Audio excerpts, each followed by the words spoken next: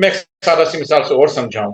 آپ شفا میں چلے جائیں، آپ آغا خان میں چلے جائیں، the moment your patient is in side, آپ کو یہ بھی نہیں پتا کہ کس قسم کے وہ کارڈک اسٹنٹ یوز کر رہے ہیں.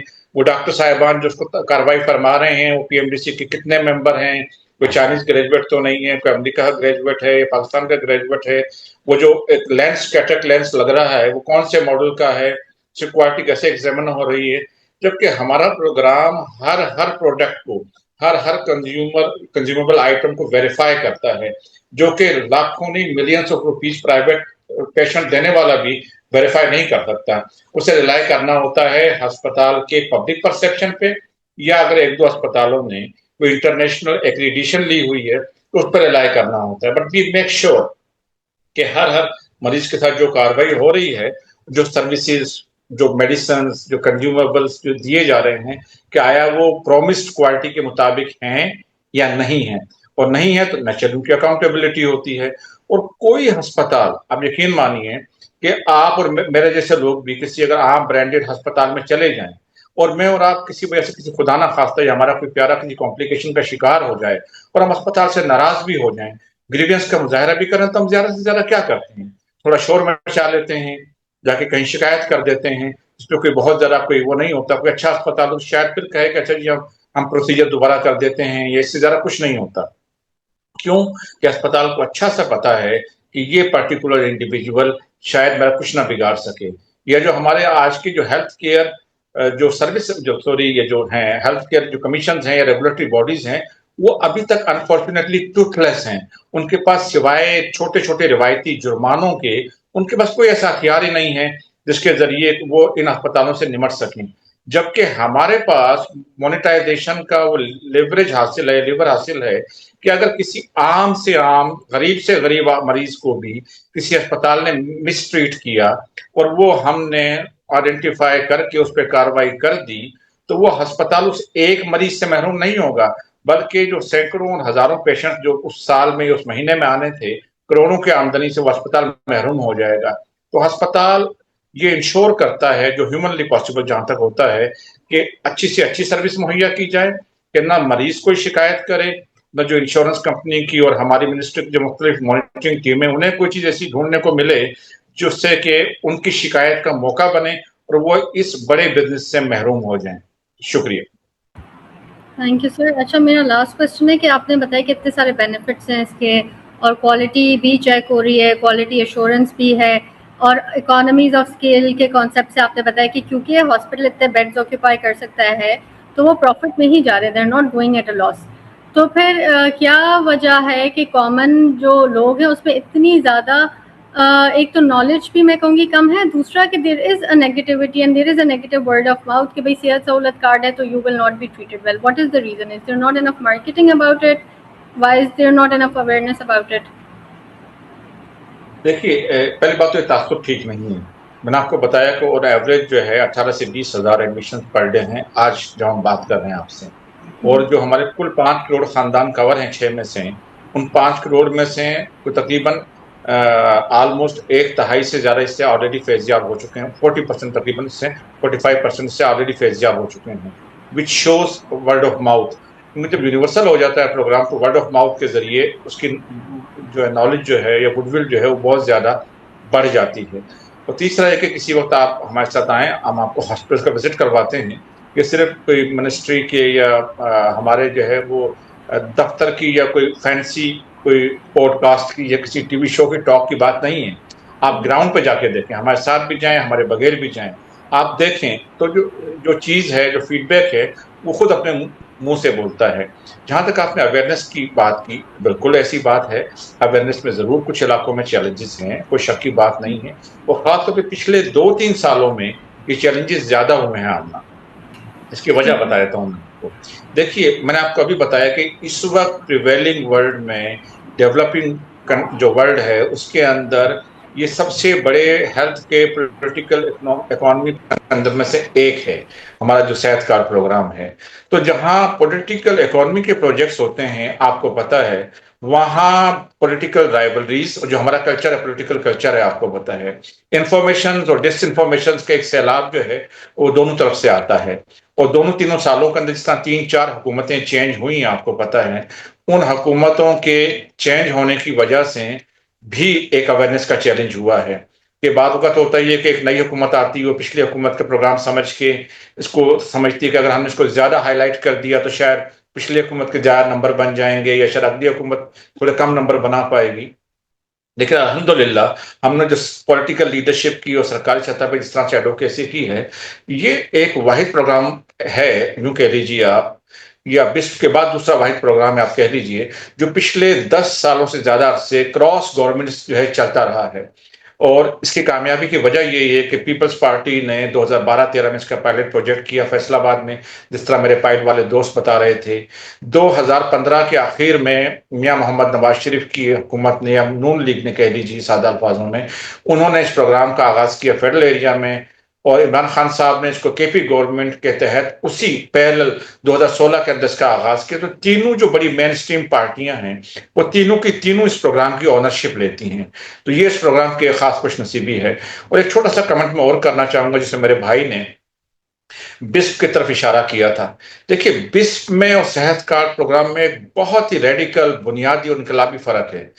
صحت کا جو شعبہ ہے 18ویں ترمیم کے نیچے وہ ڈیفالٹ سبجیکٹ ہے کہ صوبے جو ہیں اپنی آبادی کی ذمہ دار ہیں اور صوبوں کے وسائل بھی ان کے پاس ہیں. تو ہمارے پروگرام کی اچھی بات یہ ہے کہ جو پنجاب کے شہری ہیں ان کے وسائل پنجاب گورنمنٹ مہیا کر رہی ہے ہیلتھ انشورنس کے.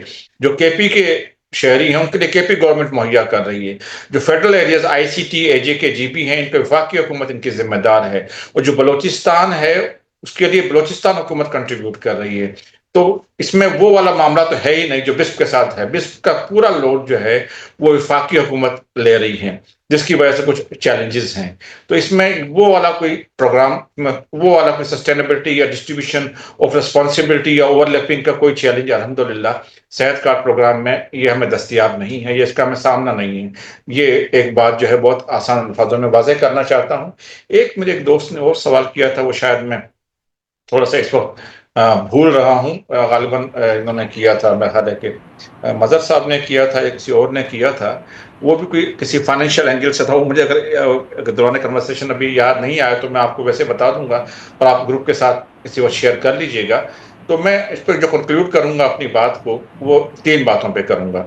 ایک کہ اس پروگرام نے گراس روٹ لیول پہ سروس ڈلیوری کر کے یہ ثابت کر دیا ہے کہ پاکستان میں ہیلتھ انشورنس کا نظام بہت کامیابی سے چل سکتا ہے. ہاں مجھے سوال یاد آ گیا جو میرے دونوں دوستوں نے باری باری پوچھا تھا کہ جی مجھے ہمیں ذرا یوٹیلائزیشن بتائی جائے اس پروگرام کی. تو یوٹیلائزیشن کہاں جو پہلا سوال پہ کیا تھا بلکہ وقار بھائی نے شروع میں اس کا جو کلیم ریشو ہے یا لاس ریشو ہم کہتے ہیں یا یوٹیلائزیشن ہے یا برننگ کاسٹ ہم کہتے ہیں انشورنس کی زبان میں اس کو وہ ابتدا میں کوئی 60 سے 70% تھی اور آپ کو اس 70 سے 85% کے درمیان ہے. یعنی اگر ہم 100 روپے کا کلیم دیتے ہیں 100 روپے کا پریمیم دیتے ہیں تو اس میں سے 80 سے 85 روپے تقریباً خرچ کرتی ہے انشورنس کمپنیاں. اور جو ہمارا ایگریمنٹ ہے چونکہ یہ میگا انشورنس کانٹریکٹ ہے. عام ہیلتھ انشورنس کانٹریکٹ میں یہ ہوتا ہے کہ اگر تو کلیم آ گئے تو انشورنس کمپنی کے لیے رسک ہوگا اور کلیم کم آئے یا نہیں آئے تو وہ سارا منافع جو ہے وہ ہیلتھ انشورنس کمپنی کی پاکٹ میں چلا جاتا ہے. ہمارا سسٹم یہ ہے کہ اگر تو 100 روپے کا پریمیم دیا اس میں سے ایڈمن کاسٹ جو 5-6% ہے وہ نکال کے 94-95 بچتے ہیں پیچھے. تو اگر 94 روپے سے کم کے کلیم آئے تو نیچرلی ایک سرپلس اماؤنٹ کی سیونگ ہو گئی انشورنس کمپنی کے پاس. تو وہ سارا کا ساری سیونگ جو ہے پریمیم کی بیمہ انویسٹمنٹ ریٹرن کی وہ حکومت کو واپس کرنے کی پابند ہے. لیکن اگر 95 روپے کے بجائے 105 روپے کا خرچہ ہو گیا انشورنس کمپنی کا تو وہ رسک جو ہے انشورنس کمپنی کے ساتھ ہے. تو we have both of the best of the both worlds کہ اگر تو پریمیم بچ گیا تو وہ حکومت کو انویسٹمنٹ ریٹرن سمیت واپس ہو جائے گا یا اگلے سال میں ایڈجسٹ ہو جائے گا. اور اگر پریمیم سے کلیم زیادہ خرچ ہو گئے تو وہ انشورنس کمپنی کی ذمہ داری ہے. شکریہ.